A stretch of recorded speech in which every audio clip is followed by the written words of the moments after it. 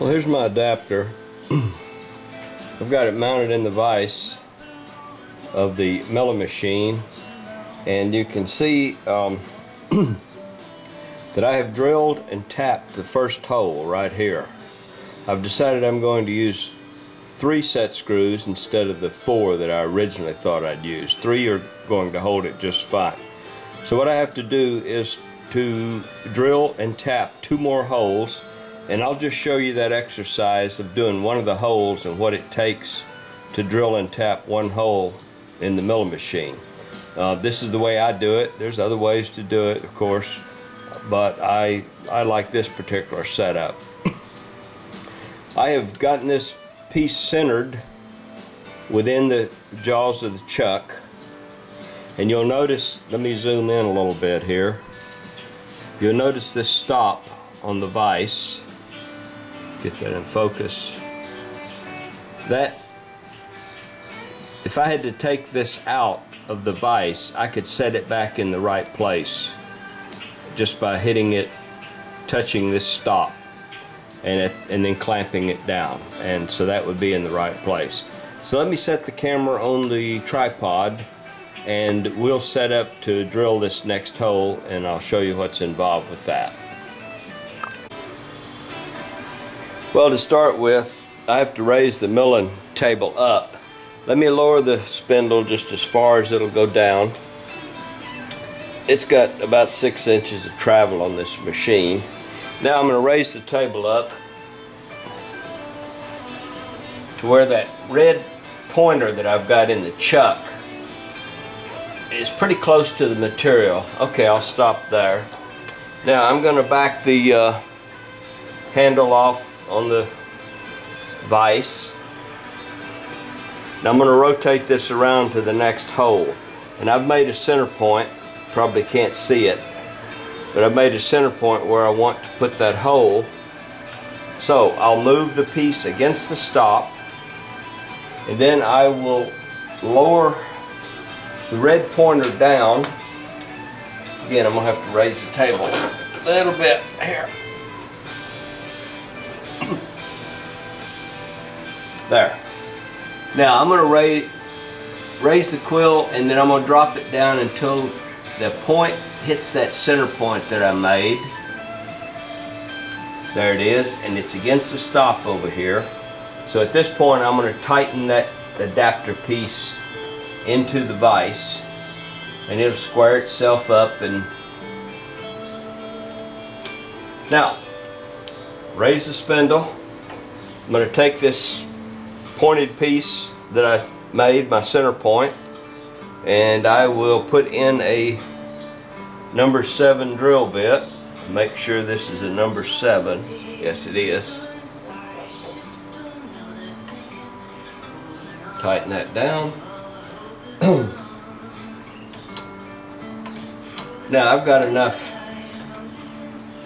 play in this to, let me move my handle back, get it positioned right. Okay, so we're going to turn on the machine. We're going to drill the number 7 hole, and that would be for a 1/4 20 tap, which is this guy right here.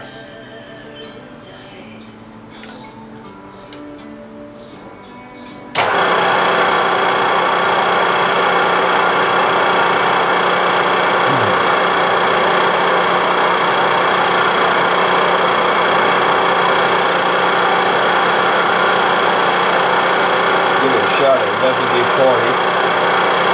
That's a lubricant that you use whenever you machine or drill aluminum.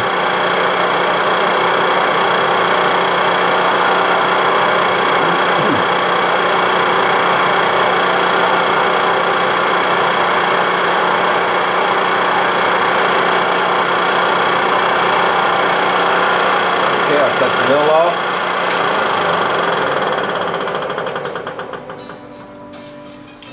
Move the chips. Next thing we want to do is to tap this hole. I'm going to remove the drill bit, and I'm putting my center point piece back in the chuck.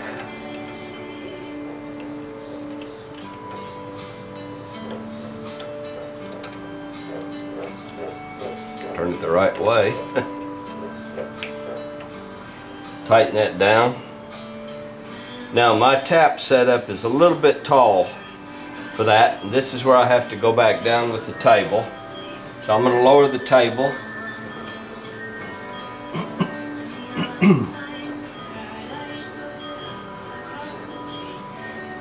Okay. Now I'll drop the center point into that countersunk hole at the tap handle.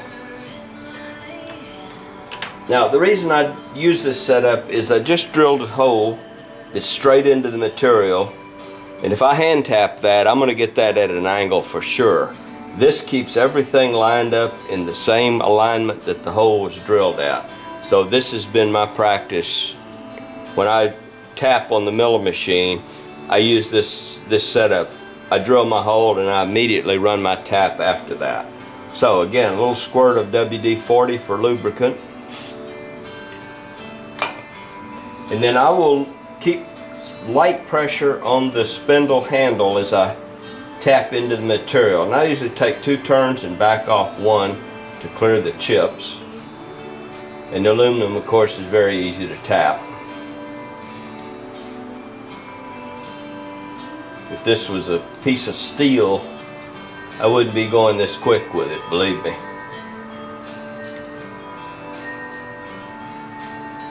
Okay, so I've broken through. So I will back the tap out of there.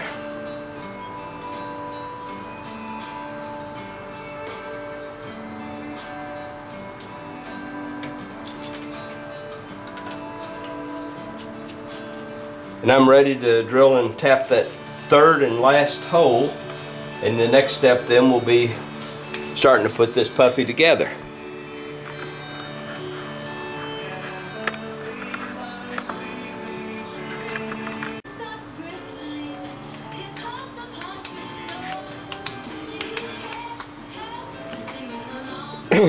Well, here's the adapter. It's finished. I have the 1, 2, 3 set screws drilled in it, and I'm going to put it on the carburetor and get the orientation roughly correct.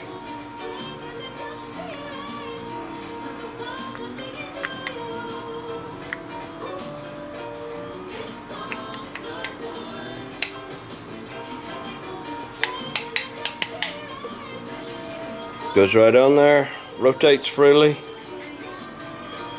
Now I'll just line the orientation of the holes up and then I will snug the set screws down.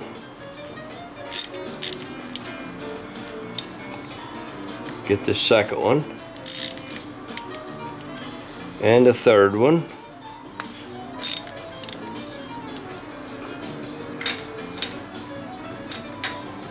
That puppy is tight.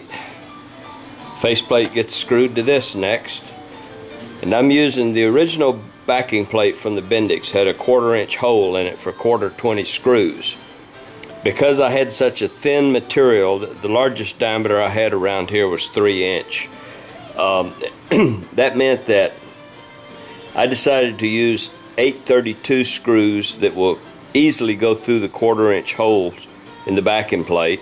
And the flat washer and lock washer on top of underneath the screw heads will easily cover that 1/4 inch hole in the plate. The plate's going to be solid on there, and then I still have to make up a quote Mikuni carburetor support bracket. This will be one piece that will be different, and I'll have to just take a nut off the back side of the plate, remove the Bendix bracket, and put the Mikuni bracket back on and tighten the nut up, and then of course fasten the bottom of it to the lifter support.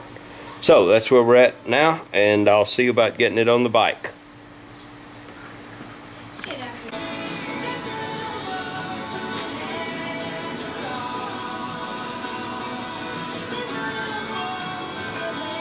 Well, I've got the adapter on there, it's tightened down.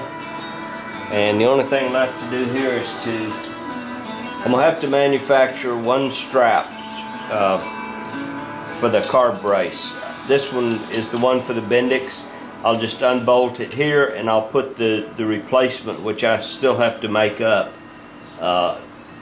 put it on there and bolt it all down. You need this, always need this brace for the carburetor on a especially with a Mikuni, where you got a rubber manifold mounting it in place. You pull the paper towels out of there, put this guy on, and I'm using 832 Allen screws with a lock washer and a flat washer. Children at risk for today's edition of Growing Up in America.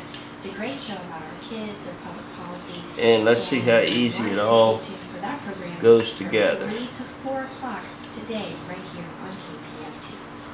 Well, next, to wrap up the show, here is one more song from the new Esperanza Spalding CD called Radio Music Society. This one features Lala Hathaway. It's called Endangered Species.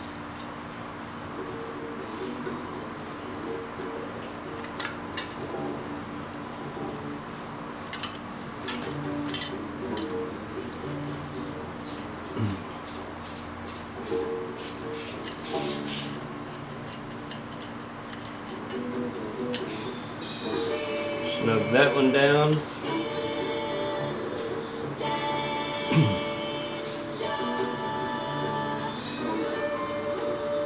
Get the third one down here.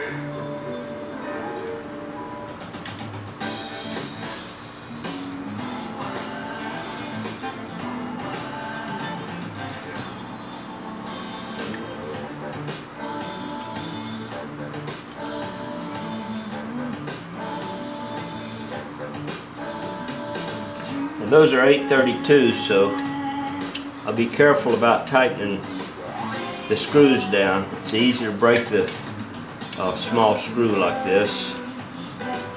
Also, and you can't see it in the video, the detail just isn't there, but I have drilled each one of these heads out with a 1/16 drill bit, and that's to run a piece of safety wire through each of the screws, and I'll tie the three all together so that if they come loose they won't vibrate out and be sucked down the carburetor.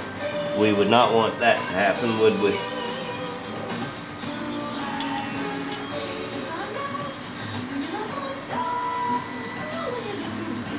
Okay, that's on there. It's good and solid. All I have left to do is to make a new brace, which goes from this point. If you can see that in the film, that's right down here, right at the bottom of the screen. At the lifter base, there's a stud that sticks up, or there should be. The carb support goes onto that, comes out just a little bit, it'll come up at an angle probably, and then turn straight up onto that bolt in the back. So that'll be our last step, and then we'll get it fired up.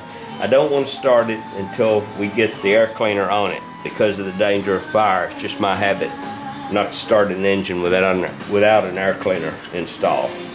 So that will not be today, though. It will hopefully be tomorrow. We'll see how easy or hard this thing is to start. Thanks for looking.